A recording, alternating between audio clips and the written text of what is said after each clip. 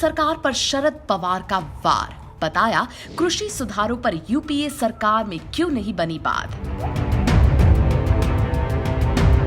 राष्ट्रवादी Congress party के संस्थापक और पूर्व कृषि मंत्री शरद पवार ने मंगलवार को आरोप लगाया कि केंद्र सरकार ने राज्यों से विचार विमर्श किए बिना ही कृषि संबंधी 3 कानूनों को थोप दिया।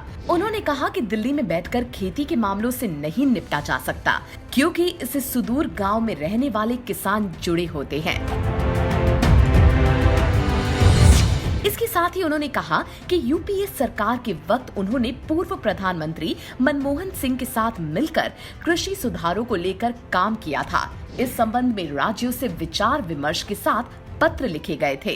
दिल्ली की सीमा पर किसानों के विरोध प्रदर्शन के दूसरे महीने में प्रवेश करने और समस्या का समाधान निकालने के लिए 5 दौर की बातचीत बेनतीजा रहने के बाद शरद पवार ने किसान संगठनों के साथ बातचीत के लिए गठित 3 सदस्यीय मंत्री समूह के ढांचे पर सवाल उठाया और कहा कि सत्तारूढ़ पार्टी को ऐसे नेताओं को आगे करना चाहिए जिन्हें कृषि और किसानों के मुद्दों के बारे में गहराई से समझ हो।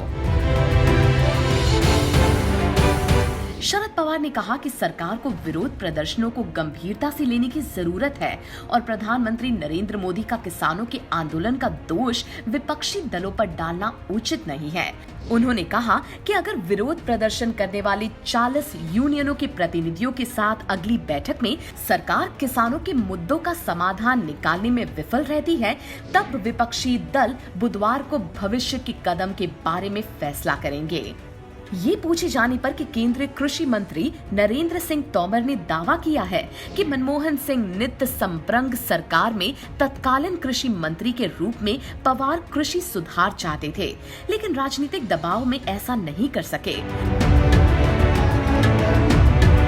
रामकंपा नेता ने कहा कि वे निश्चित तौर पर इस क्षेत्र में कुछ सुधार चाहते थे, लेकिन ऐसे नहीं जिस तरह से भाजपा सरकार ने किया है।